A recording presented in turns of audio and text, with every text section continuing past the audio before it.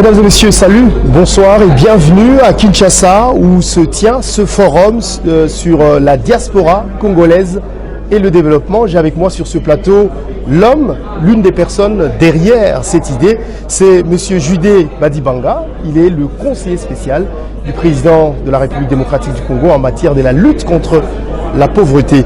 Monsieur Badibanga, bonjour. Bonjour Marius. Merci beaucoup d'être avec nous sur ce plateau aujourd'hui. Est-ce que vous pouvez nous parler de cette rencontre, de ce forum qui se tient aujourd'hui à Kinshasa? Oui, en fait, le forum des Congolais de la diaspora, ce sont des assises qui poursuivent un double objectif. D'abord pour la diaspora elle-même, le deuxième volet pour les Congolais qui sont à l'intérieur du pays. Donc c'est un cadre de réflexion que nous voulons permanent, qui va recourir des résolutions et des recommandations qu'on va insérer dans les politiques publiques de manière à ce que les cadres soient assouplis et permettent aux Congolais vivant à l'étranger de s'épanouir au maximum. Ce n'est pas la première fois que se tient ce genre de conférence sur la diaspora. Il y en a eu dans le passé. C'est quoi la différence entre ce qui se passe aujourd'hui et ce qui s'est passé avant? La première différence, ça se passe sur le sol de leurs ancêtres, où on se retrouve ensemble. La deuxième différence, met à table la diaspora et les gouvernements congolais, du plus haut sommet jusqu'au dernier. La société civile et les gens de diverses catégories sont avec nous. Alors quand on voit le thème de cette fois-ci, enfin autour duquel on est en train de discuter ici, c'est sur la lutte contre la pauvreté. Comment pensez-vous, en tant que l'un des initiateurs de ce projet, que la diaspora peut être une solution sur la lutte contre la pauvreté en RDC? Bon, ma petite lecture des statistiques me montre que la diaspora, dans son ensemble, constitue un agent à capacité de financement. Et que le paysan qui est à l'intérieur du pays est un agent en besoin de financement. Et que ce forum va avoir, en tout cas parmi les grandes résolutions que je souhaite, un mécanisme qui fait les liens entre l'agent à capacité de financement et l'agent à besoin de financement. Vous aurez compris qu'il faut notamment un fonds d'investissement et un grand mécanisme à mettre en place pour pouvoir atteindre des objectifs, à savoir lutter contre la pauvreté à l'intérieur. La diaspora en République démocratique du Congo, on est des millions à l'extérieur. Alors comment avez-vous fait la sélection des participants à ce forum? Dans un premier temps, j'avoue qu'on a eu de grandes difficultés, mais nous avons lu des associations, quelques regroupements qui sortent de l'eau et de quelques individus qui brillent. On est parti de là et on a fait un effort pour, n'est-ce pas, les avoir sur l'ensemble du globe, c'est-à-dire avoir quelques associations de regroupement du sol américain, des regroupements de l'Europe, de l'Asie, et de l'Afrique également, sans oublier l'Australie. Mais c'était quoi les critères de sélection? Bon, je dis que du moins, ceux qui brillent, on a vu, on voit dans les réseaux sociaux, dont on a l'information, et c'est pourrait qu'il y en ait qui vous faire les choses bien, Marius, hein, dans votre chambre. Ça ne sera jamais connu. Il faudra que vous ne faites rien. Mais si vous faites quelque chose, vous communiquez, c'est à travers la communication que nous, on peut capturer ou effectivement considérer comme personne de ressources et intervenir dans le cadre de ce forum. La question qui accompagne peut-être la première que j'ai posée tout à l'heure, toutes les conférences, toutes les rencontres qu'il y a eu autour des questions de la diaspora n'ont jamais abouti. Est-ce que le fait que le président de la République lui-même se soit investi et qu'on a vu le gouvernement, les représentants du Parlement étaient là, est-ce une garantie que cette fois-ci, toutes les revendications de la diaspora vont être entendues et vont être mises sur pied? Bon, à ma connaissance, je ne connais pas une initiative du genre venue du gouvernement, surtout du chef de l'État, pour réunir la diaspora. Mais je peux vous donner des garanties, parce que le chef de l'État, c'est l'un d'entre eux. Il est aussi de la diaspora, la plupart des autres, ils sont de la diaspora. Voilà pourquoi je pense qu'ils ont porté ce souci-là de pouvoir aider, booster la diaspora depuis son investiture jusqu'à aujourd'hui. Alors, si vous avez un mot pour la diaspora qui n'a pas eu l'opportunité de venir à ces assises, par rapport au message que vous désirez leur lancer, que leur diriez-vous? Les portes sont ouvertes. Vous avez constaté que le premier jour, on était ce qu'on était. Le deuxième jour, le nombre a augmenté. Et donc, on va cacher. C'est parce qu'on a laissé la porte ouverte. On est conscient qu'on n'a pas fait des élections pour légitimer, choisir tel ou tel autre. C'est le premier forum annuel que nous pensons va se répéter. Et donc, nous sommes partis du meilleur. Tandis que le deuxième forum, à ce moment-là, il va avoir, je dirais, 12 mois de préparation. Parce qu'après ce forum, on met en place un comité de suivi de résolution qui va travailler et qui va nous faire, si vous voulez bien, l'état de lieu de la mise en œuvre lors de la tenue du second forum. Et ça, nous partons déjà sur base d'un cadre instrument qui va pouvoir normaliser les relations entre le pays et la diaspora. Monsieur Badibanga, merci. Je rappelle que vous êtes conseiller spécial du président Tshisekedi en matière de la lutte contre la pauvreté. Nous vous remercions d'être venu nous voir.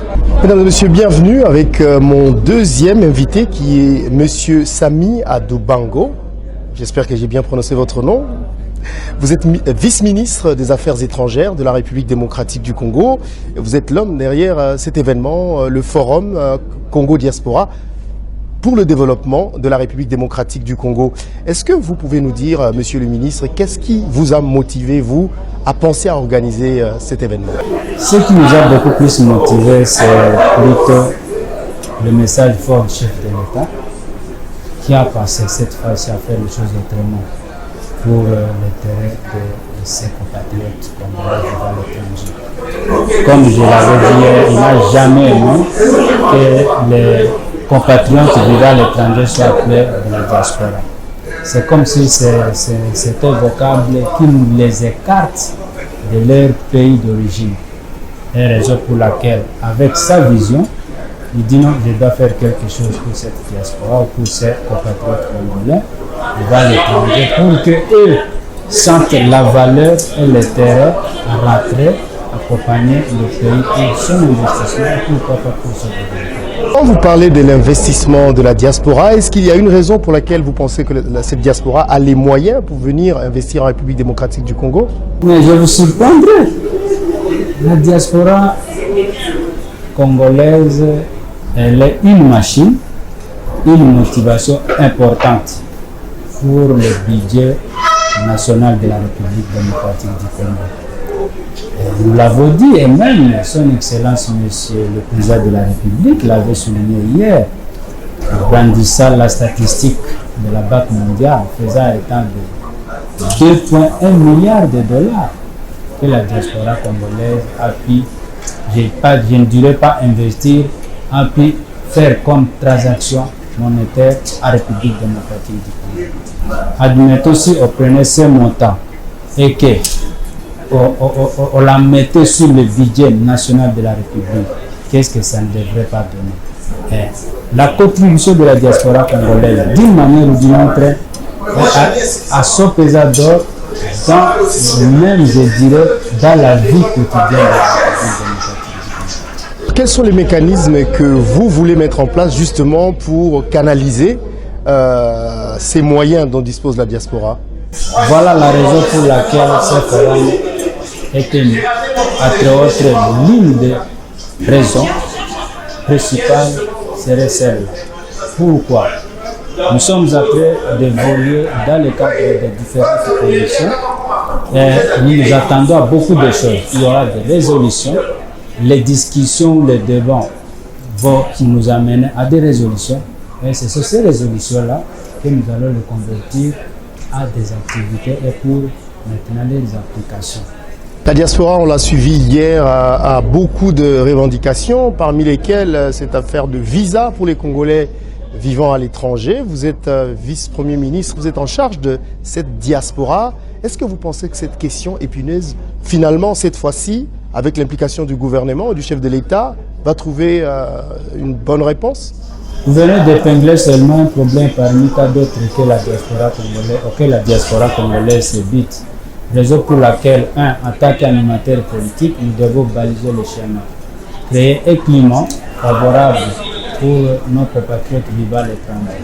Quand il arrive chez lui, il dit tiens, je suis chez moi, mais je viens dans un autre pays qui n'est pas le mien, mais pays résidentiel.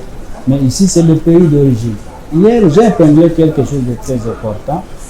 Vous pouvez être hors votre pays d'origine, mais le sang qui coule dans votre veine ou dans vos veines, c'est le sang congolais. Moi, je suis ici, au pays, mais vous n'êtes pas au pays, mais nous sommes liés par quelque chose qui ne peut en aucun cas nous séparer.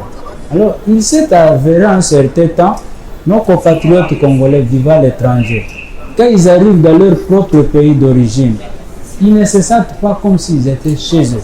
Et raison pour laquelle ça créait de méfiance, de désespoir. Et c'est comme ça, vite, la personne ne va pas vouloir faire longtemps. Il compte rentrer là où il est un peu apaisé. Le chef de l'État arrive au sommet de la République, il dit il n'en est pas question. Première des choses, baliser les chaînes. Très beau climat d'affaires, favorisant à ce que si les compatriotes viennent, souvent ils viennent avec des affaires. Un compatriote congolais vers l'étranger n'a en quel cas intérêt de venir seulement. Si c'est visite familiale, tant mieux, mais il s'amène toujours avec quelque chose. Baliser le chemin, chacun dans son secteur. Moi, aux affaires étrangères, vous ciblez les dossiers visa. Qu'en est-il avec le ministre des Finances, avec la DGDA? Qu'en est-il avec tel ou tel autre secteur? Chacun dans son secteur. Les concernants doivent faire quelque chose pour que les compatriotes congolais vivant à l'étranger, une fois ici, ils se sentent qu'ils sont chez eux. Ce discours-là, il est tenu, on l'a entendu plusieurs fois, mais qu'est-ce qui montre que cette fois-ci, c'est la bonne? Les choses ont sérieusement changé. Vous avez eu la chance. Celui qui est aujourd'hui au sommet de la République, c'est le fruit de la diaspora congolaise. Il a le problème à lui-même. Il arrive, il trouve que si une fois je commence à résoudre le problème de mes compatriotes vivant au pays, il est de même pour ceux-là qui ne sont pas au pays. Pour lui, il n'y a aucune différence, encore moins, il n'y a pas de barrière entre les Congolais qui vivent ici et celui qui est en Europe. Raison pour laquelle il a sa vision et sa manière de faire les choses. Et moi qui vous parle, je suis à tout moment avec lui au conseil des ministres. On nous a toujours tiré nos oreilles. Moi, je suis l'homme le plus heureux parce que nous avons déjà commencé à nettoyer point par point parce que ça pesait sur nous. Le chef de l'État a le résultat. Il n'a pas d'autre chose. Il a la vision, mais la matérialisation des visions, ça dépend d'un ministre à un autre. Monsieur le vice-ministre, vous avez quelque chose à dire à toute la diaspora qui en ce moment vous regarde? C'était un grand rendez-vous. On n'est pas marqué. Accompagnons la vision du chef de l'État. Aujourd'hui, les choses ne sont pas comme avant. Un forum est le premier, là où le chef de l'État, malgré toutes ses occupations, a jugé beau de venir passer 2 heures du temps devant un parmi vous. C'est le moment. Ceux-là qui sont ici, ils ne travaillent pas pour eux-mêmes. Ils travaillent au nom de la diaspora congolaise vivant à l'étranger. Un centimètre de la frontière de l'autre côté, vous êtes automatiquement concerné. Là où vous retrouvez d'office ce forum, on n'a pas d'exception. Donc ce forum vous concerne. C'est que tout ce qui va sortir dans ce forum, nous allons le mettre sur la table et au nom de la diaspora congolaise en général. Raison pour laquelle nos compatriotes qui ne sont pas ici avec nous doivent nous accompagner en esprit et dans la traita, ils peuvent attendre ce qui pourra maintenant sortir comme résolution et ensemble accompagner l'autorité et le chef de l'État. Monsieur Samy Adoubango, merci beaucoup. Je rappelle que vous êtes vice-ministre des Affaires étrangères de la République démocratique du Congo. C'était un plaisir de vous avoir sur notre plateau. Merci. Qu'est-ce que vous attendez, vous, de ces assises? Alors, merci beaucoup, Monsieur Marius. Alors, je dois dire que d'abord, je dois remercier d'abord mes pairs, mes collègues qui ont accepté de me désigner. Donc, c'est avec humilité que je représente les délégués des États-Unis. D'abord, je vais dire les États-Unis, c'est un grand pays. Un grand pays où la diaspora congolaise des États-Unis a un rôle crucial à jouer, et surtout dans le cadre d'investissement en République démocratique du Congo pour la réduction de la pauvreté. Pour ce faire, les attentes sont multiples. Nous attendons de ces assises de Kinshasa de propositions concrètes et nous apprécions surtout la volonté du chef de l'État, son ouverture d'esprit et son accompagnement pour bien sûr la matérialisation. Mais je dois aussi dire une chose, Monsieur Marius. Donc certes, nous sommes très contents du discours du chef de l'État et de son gouvernement, mais nous allons être plutôt très fiers de voir que tous ces discours soient plutôt touchés en termes de loi, en termes de résolution, pour que bien sûr ça puisse suivre. Déjà la diaspora congolaise aux États-Unis apporte déjà beaucoup en République démocratique du Congo, et cela dans tous les différents domaines. Qu'est-ce que la diaspora congolaise de la Chine attend de ce forum? Nous sommes confiants qu'au travers de ces assises, le chef de l'État nous permettra d'avoir un consulat au Guangzhou et à Shanghai, de grandes villes où il y a plus de Congolais. Aujourd'hui, vous avez actuellement 80% des Congolais qui sont dans une même ville en Guangzhou. Et la plupart des problèmes se posent dans cette ville, mais on n'a pas de consulat. Et j'adresse vraiment ce message au président de la République qu'il nous aide. La communauté congolaise, la majorité au moins, se trouve dans une ville où nous n'avons pratiquement rien. Inspiré un peu de kibbutz et de Mouchab, de la façon dont la diaspora juive a développé, a transformé le désert en paradis. Je dirais paradis, c'est-à-dire en Éden, m'a beaucoup captivé. Il fallait que j'observe et que j'apprenne aussi. Bon, les 10 années que j'ai passées en Israël m'ont beaucoup appris, surtout pour la transformation socio-économique de notre environnement. Parce que toute leur diaspora, je pense que c'est un modèle que nous pouvons vraiment importer aussi. Parce que la diaspora, c'est la diaspora israélienne qui a transformé donc, le désert en Éden. Ils ont apporté beaucoup d'innovation, ils ont apporté la nouvelle technologie que je souhaiterais que nous puissions importer ici. Vraiment, ce forum, c'est vraiment un forum par excellence. C'est pour cela qu'il est important que la diaspora vienne s'impliquer. C'est-à-dire, au retour, on peut lancer, c'est-à-dire trouver un milieu ou bien le cadre d'habitat dans les zones rurales. C'est là où ils amènent avec leur technologie, leur innovation. Nous, on a ce projet-là qu'on a à 7 piliers. Ça commence par champs communautaires, cantines communautaires, logement communautaire, c'est le 7e pilier, le tout dernier pilier. Alors en 7 piliers, les villageois viennent s'inscrire et s'impliquer dans le projet. Parce que c'est eux-mêmes qui doivent transformer leur société. Mais alors, utiliser la technologie des pointes. La nouvelle technologie avec les nouvelles donnes aussi, vous voyez un peu de l'environnement et toute l'innovation que nous apportons. Ça sera beaucoup de théorie pour eux. Alors que la diaspora vient nous prêter main forte, au lieu de revenir dans des grandes villes à Kinshasa, Lubumbashi, autant qu'on puisse préparer un cadre d'accueil là où on permettra qu'ils viennent avec des bateaux, avec des matériels, avec des instruments, comme ça, au lieu que ce soit des théories pour les villageois, de transformer, ça sera quelque chose de palpable, de visible, vraiment pragmatique. En tout cas, de ces assises, nous attendons la réponse aux revendications que nous avons à cœur. La première en tant que diaspora de l'Angleterre, bien que nous ayons acquis des nationalités britanniques, nous souhaitons en tout cas exercer nos droits civiques de loin ici en République démocratique du Congo, parce que nous nous considérons toujours en tant que Congolais. Okay. Pensons que Congolais, c'est dans le sang.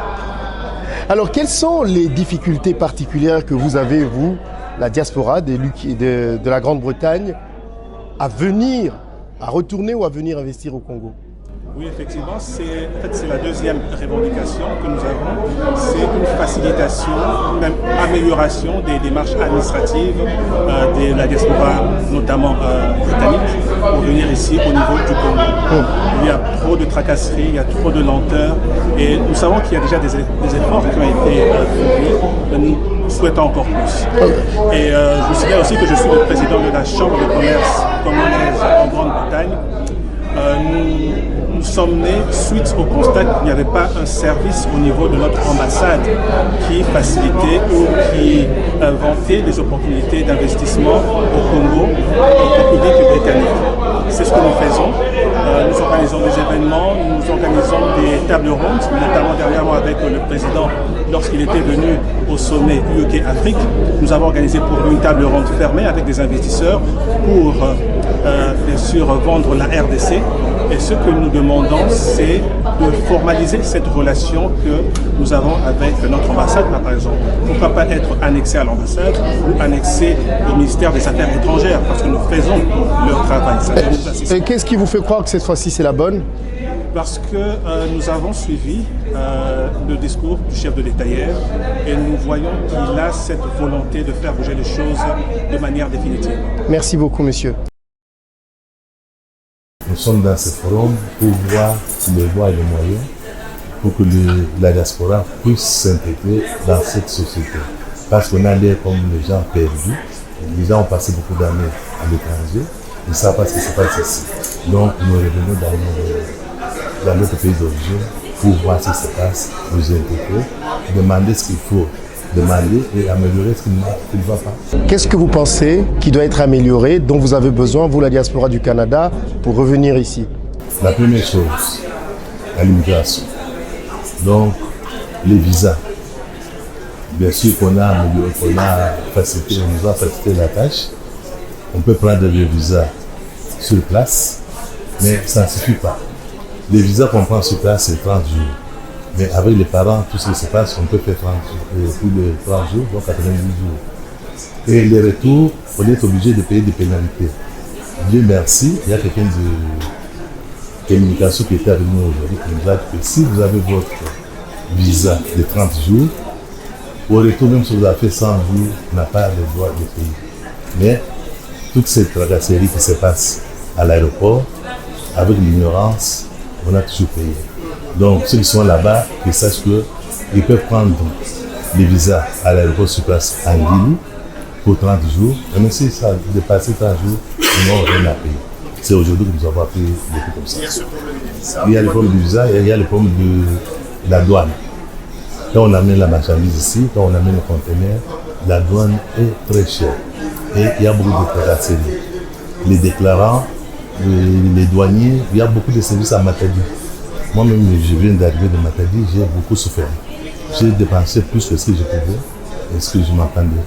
Par contre, dans d'autres pays, tout est fixé et tout est, vous savez combien, tout est clair. Ici, ce n'est pas clair. Chaque déclarant vous donne le prix qu'il veut et vous payez à la sortie. Quand vous enlevez vos marchandises, on veut vous voir encore pour payer des gens qu'on ne vous parle de services spéciaux. Il y a eu ce genre de rencontres avant, il n'y a jamais rien qui a changé. Qu'est-ce qui vous fait croire, vous, que cette fois-ci, peut-être qu'il y a un peu d'espoir que ça change? Ça va changer avec le changement de mentalité des gens.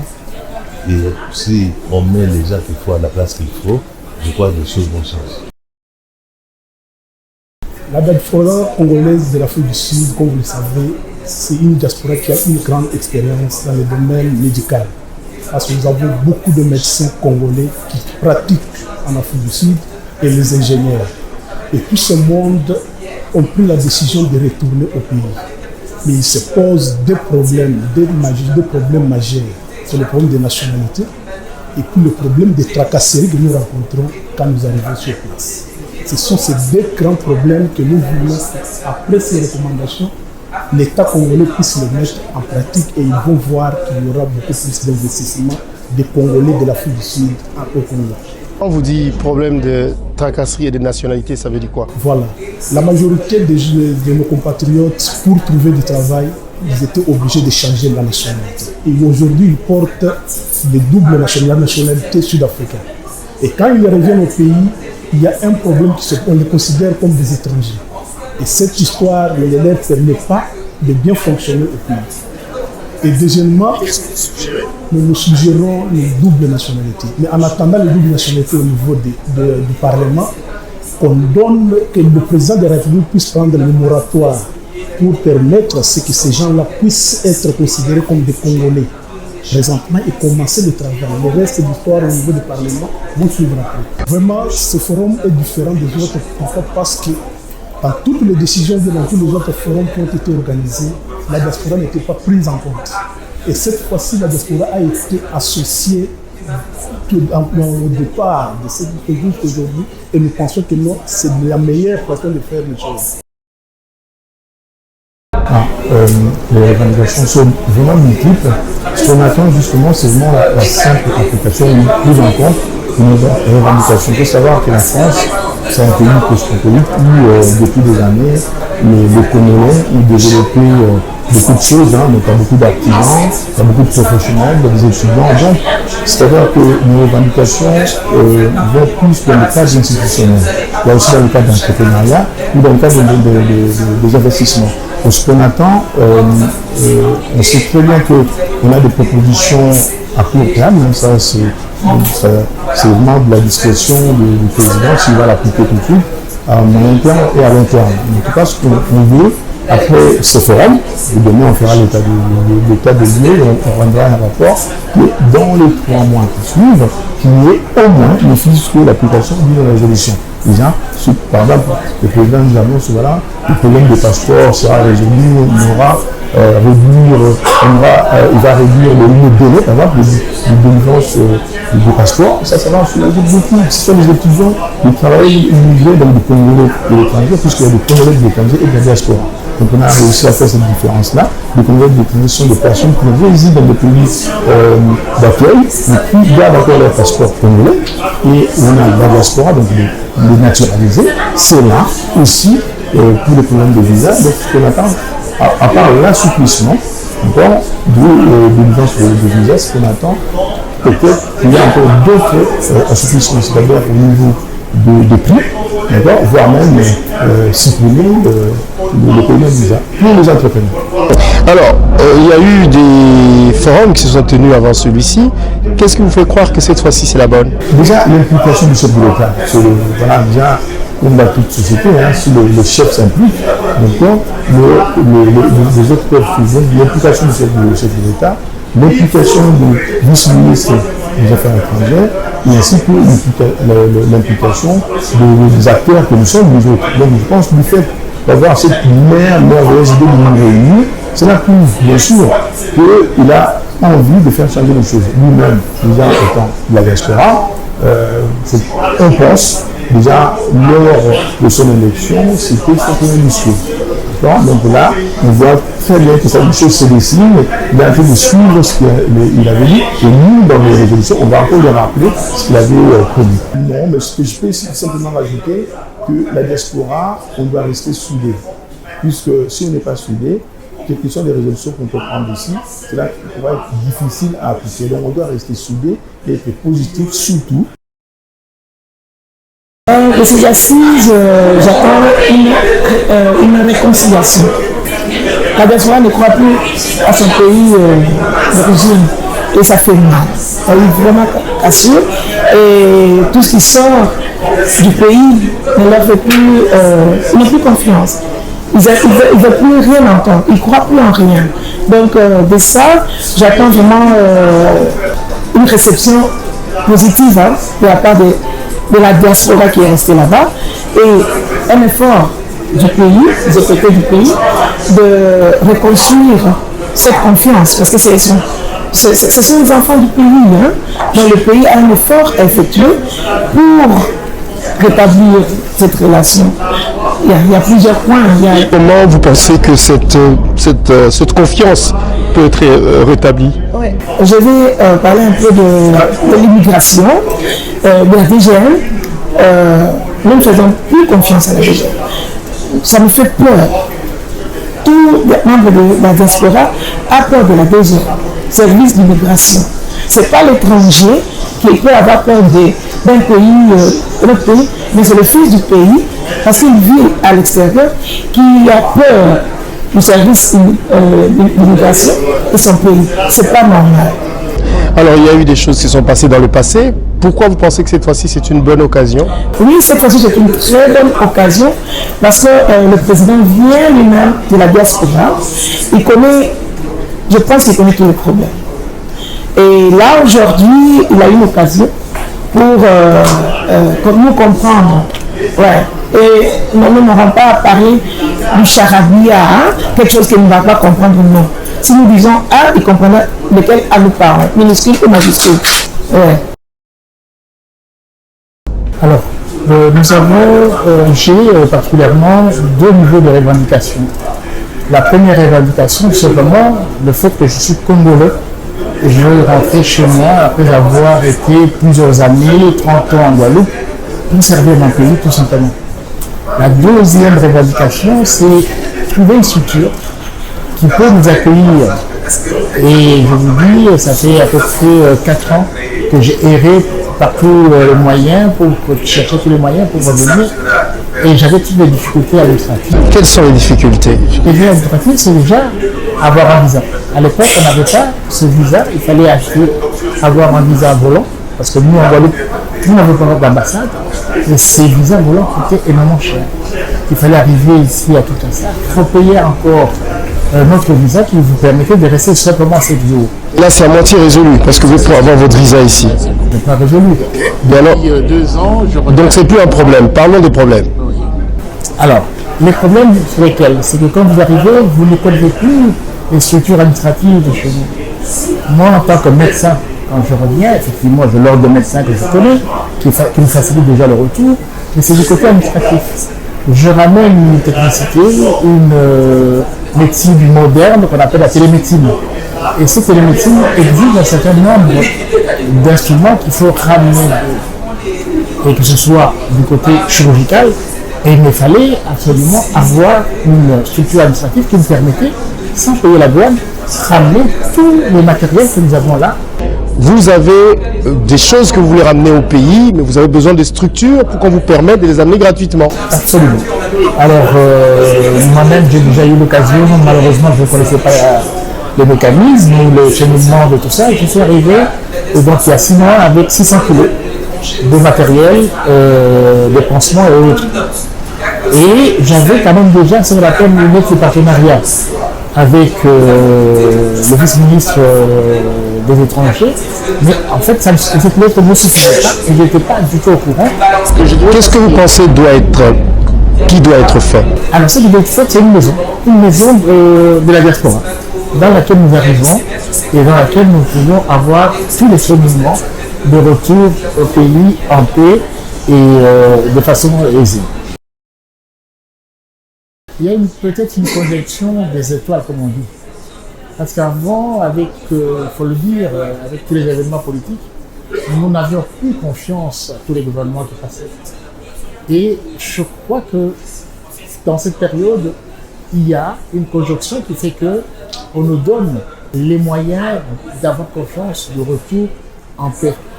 Et c'est la raison pour laquelle j'ai adhéré complètement à venir assister à ce forum, nous donner donc, mes revendications et éventuellement, comme on l'a dit, donner des propositions pour que les retours, non pas de moi, nous qui sommes à Martin, mais d'autres de la diaspora qui puissent revenir. Et déjà, mon exemple, aujourd'hui, le fait que j'ai créé une clinique numérique à tout ça donne déjà l'idée aux autres de revenir.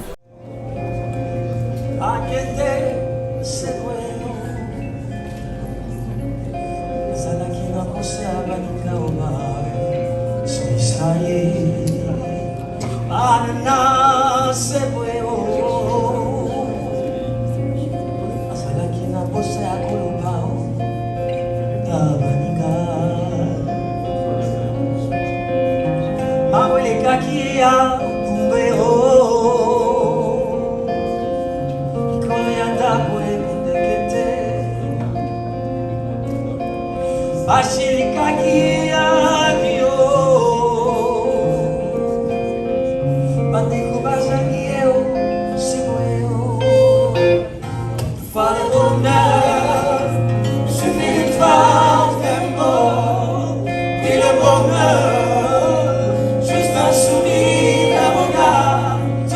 le bonheur, il suffit d'une phrase, d'un mot, et le bonheur, juste un sourire.